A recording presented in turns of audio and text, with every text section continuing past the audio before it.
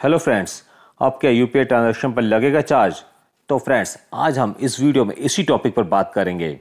तो जैसे कि हम आप लोग अपनी डे टू डे लाइफ में यूपीआई ट्रांजैक्शन यूज करते हैं, पर उन पर किसी तरह का चार्ज नहीं लिया जाता था। लेकिन 1 अप्रैल से यूपीआई ट्रांजैक्शन पर चार्ज लिया जाएगा, जैसे कि रिसेंटली आई खबर ने खलबली पैदा कर दी है लोगों के दिमाग में कि merchant transaction using PPI on UPI over rupees 2000 will be charged at 1.1% from 1st अप्रैल।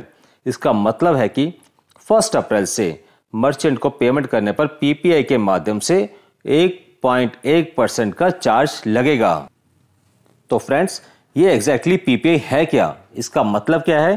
तो friends, NPCI national payment corporation of India ये एक सरकारी वित्तीय संस्था है।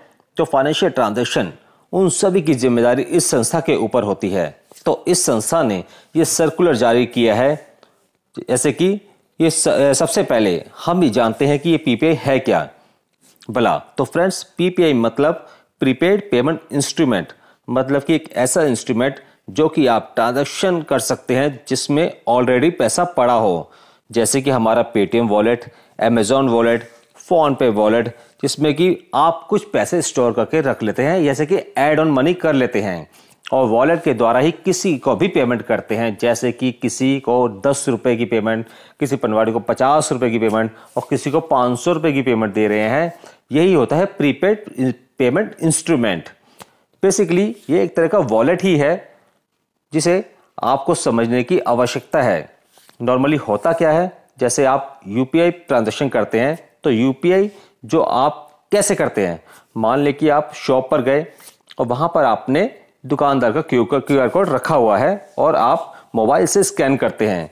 पर जैसे ही आप गूगल पे, फोन पे, पेटीएम इन सभी के वॉलेट के थ्रू पेमेंट करेंगे तो इस पर चार्ज लगेगा।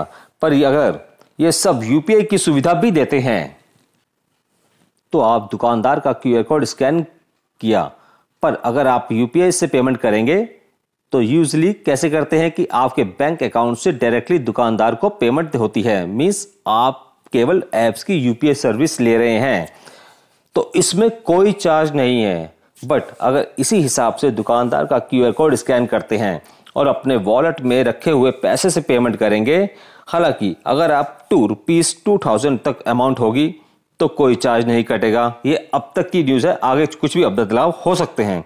पर अगर आप 2000 से ऊपर का क्यूआर कोड स्कैन करेंगे तो 1.1% की ट्रांजैक्शन चार्ज फीस चार्ज की जाएगी, पर वो दुकानदार से चार्ज होगी।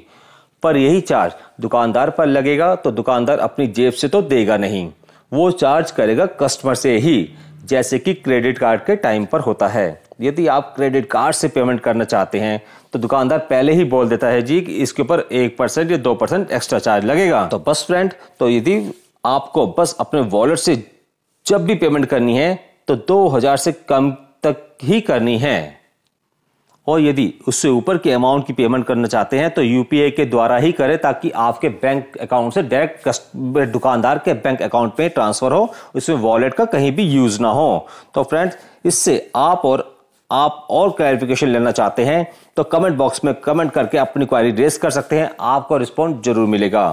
थैंक यू फ्रेंड्स ऐसी वीडियो देखने के लिए। अगर इसी तरह की वीडियो आप देखना चाहते हैं तो हमारे वीडियो को, चैनल को सब्सक्राइब करें और लाइक करें और इसे ज़्यादा शेयर करें, ताकि लोगों तक अपने पीपीआई के थ्रू पेमेंट करने की जागरूकता